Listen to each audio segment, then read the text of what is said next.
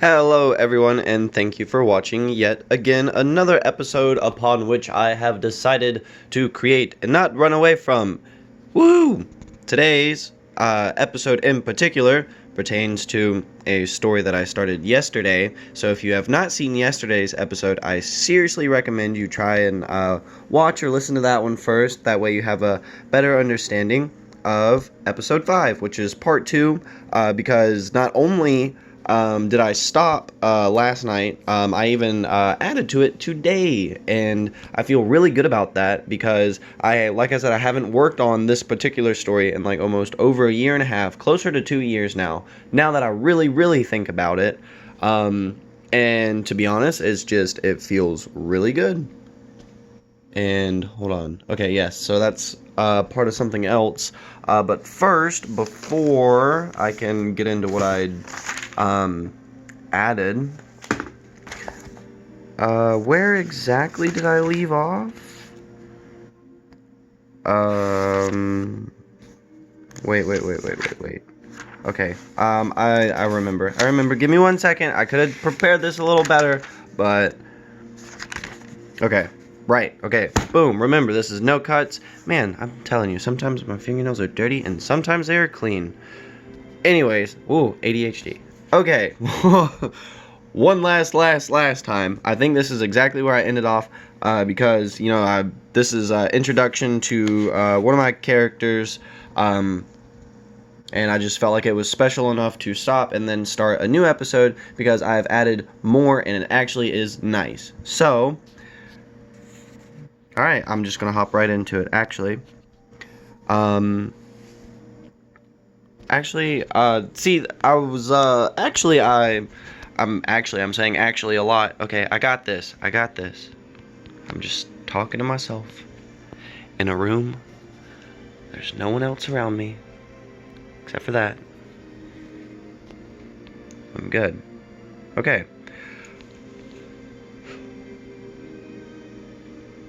I would actually like to focus this on something because I've reviewed some of my older videos, and I've noticed that it does not the quality, let's see what I'm doing right here. Like, it just tilts. Y'all would know if y'all seen it. Like, my videos are tilted, and I really don't know why. I think it's just because of the way I'm holding the camera, but I don't actually have any way to mount this camera. I would really enjoy being able to kind of hold it like this, but not hold it so I can, like, look down and look up at the same time. But that is not available to me at this moment in time. So, I guess just bear with this horrible, cringy, like, auto-turning correct problem. I'll just deal with it and get into it. That is a nice fire, though. I'm not sure if I said what candle I'm currently smelling. I think it was Garden Rain. I got it from Walmart. It's great. Okay, so get the guild for what? Startled at the sudden appearance of a youngish boy who was standing there like he had been part of the entire ordeal, Blair was out of words. The oldest female lifted herself off the ground. A minotaur has made its way up here. It was wearing a gauntlet that let it pass through the gates. Accepting the sudden appearance, yes. Oh wow, even the ones up here? The mysterious person asked. Not exactly. The minotaur started to, but she bought us some time. The oldest female pointed to Blair. Should we do something about him? A third voice cut into the conversation. Let me guess. Still out cold? Blair asked. I've got a potion for that, she smiled. Absolutely not, groaned the guy as he rolled over. Here, let me help you up. You're lucky that shield saved your life. Otherwise, Blair would have gotten a chance to try out her new batch of revival potions. Stretching out her arm, the youngest female pulled him off the warm floor. Thanks, Morgan. So who is everyone? The stranger asked. I'm Morgan, said the youngest blonde female. I study barrier magic, and earth is my favorite element. I'm Blair, grinned the dark curly-haired girl. Support specialist at your service. And she mocked a slight bow. The guy who just got up off who just got up, took the stranger's hand and shook it. "I'm Jack. No magical talent. I'm here for good looks and morale." He continued while pointing. "The oldest is Alice, and that scraggly fellow is James." This is like the Minotaur and stuff. For the third time, don't judge my drawing ability, because it's better than a stick man. It's a buff man. The oldest, female Alice, responded to the stranger's question. "What's yours?" The stranger looked her up and down. "Names aren't important. No need to get the guild. I'm headed down there anyways. I got bored watching the tournament." James bursted. "Who won the noon match? Did Nathival win?" "Nope. Albaster is looking at a 3-year streak. Though later this evening, I'll be contesting." See, actually right here, I did pre-read this a little bit, that way I can have this interjection. I wanted to say, and with a wink, just because I feel like that would totally be a cool, like, badass thing to say. Like, "Oh yeah, I'll be contesting in the tournament," winks, walks down the stairs. He started walking towards the stairs leading down. Where was I? "Don't go down there. Are you crazy?" Jack shouted to the stranger. "That's one pissed off Minotaur." The stranger turned around to face them and responded, "Perhaps you'd like to follow and watch what real magic can do," and started down the stairs. The group, at a total loss for words, followed him. Yes, Baxter is incredibly magic oriented. He's very kind of not arrogant. Arrogant's a bad word. He's like smirky, kind of like cocky. He's like, "Yeah, I'm good. What are you going to do about it?" When they got to the stairs, Alice's breath was taken away at the sight she saw. About halfway down the stony steps was a vibrant orange stream of molten lava that had started to pool out below. Even with their heat-resilient spells, the group could feel a slight discomfort standing from about 50 feet away. Crossed out words, crossed out words, crossed out words. Okay, as the male wizard descended down the stairs, the lava hissed as if it were being rapidly cooled off. Without even a single gesture or citation, the entire aftermath of Blair's spell had completely vanished. The novice adventurers followed in a tight formation, not saying much, or a word, not saying much, as they witnessed the spectacle, impressed but not surprised. They reached the bottom of the stairs and it was pitch black. Blair's spell generated a huge draft of air that extinguished the torches and braziers around the entrance. Morgan and James started to summon mage lights, and the stranger, in one quick, fluid motion, lifted a wand, and flames materialized, igniting all the lights. "Show off," Alice muttered. Where's your Minotaur?" the guy asked. "First, give me your name," interjected Jack. "It feels weird calling you Guy." And see, this is actually a little personal funny pun to me, because I was like, the guy asked, and then I was like, well, let me go ahead and get the name out of the way, so I came up with like a really funny way to be like, it feels weird calling you Guy. So, boom, his name is Baxter, and that's where you have the first introduction of him.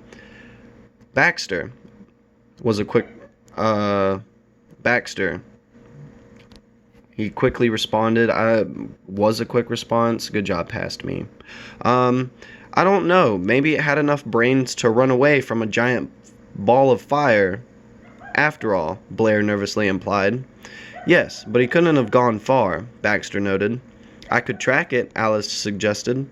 "I'm pretty good with clairvoyance." She began closing her eyes and brought her hands together. "That won't be necessary," Baxter said. "He's coming right for us."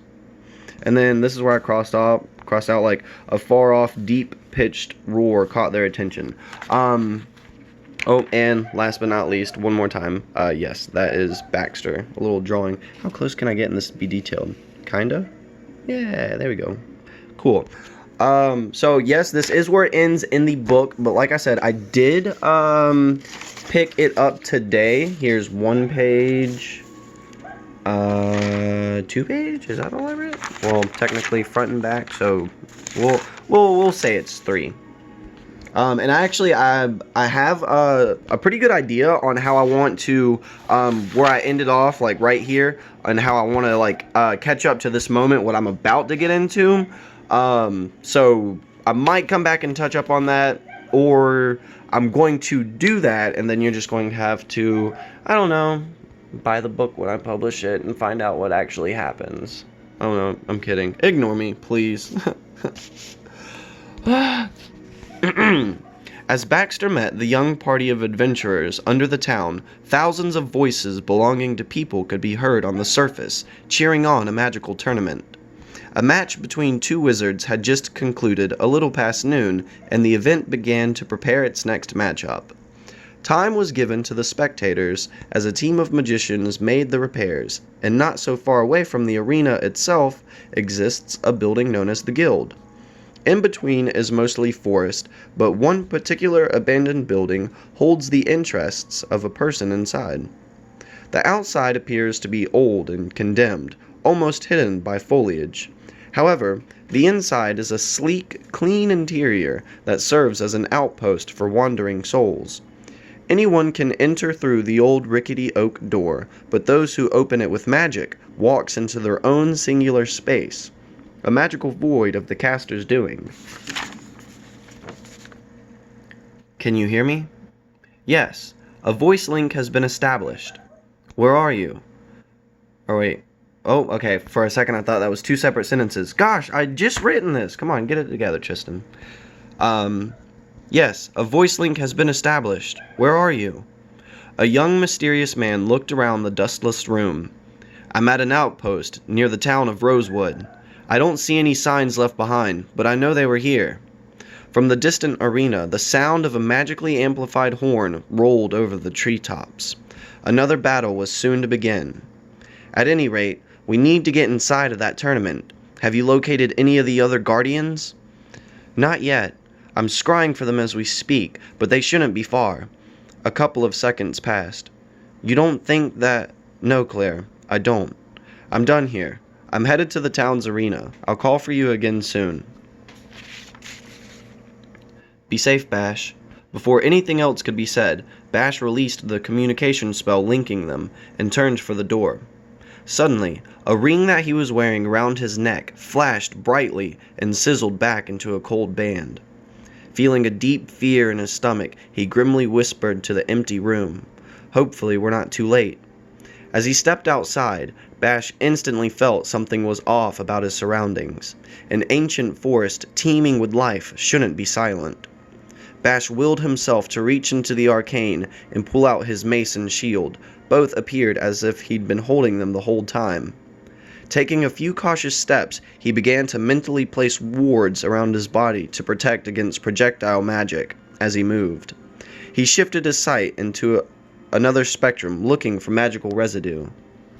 Wait, is that where I ended that? That is so... Yeah, okay, apparently that's where I ended that. I decided it got too late.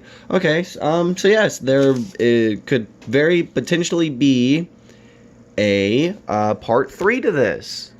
Well, actually, there's going to be a lot of parts to this because this is, like I said, let me get back to this book. Yes.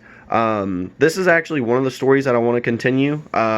These two, they're kind of on a back burner. I did come up with a really good idea with this one today. So you might see part 2 to this one coming up pretty soon. Just suggest that you keep watching and see what happens. I might take a break from this to maybe build on one of these. And this one not so much. Man, that is really killing my fingernails. Anyways, I'm just gonna like point with my cleanest one. Nope, dirty, dirty. Cool, you're all dirty. What about this hand? No, you're all dirty too. Maybe. I'll point with this.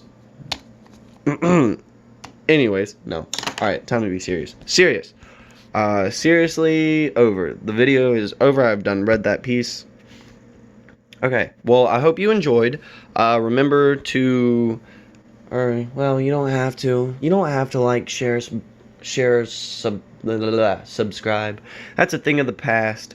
I think you should all no, don't unsubscribe. I'm not even going to jinx myself like that.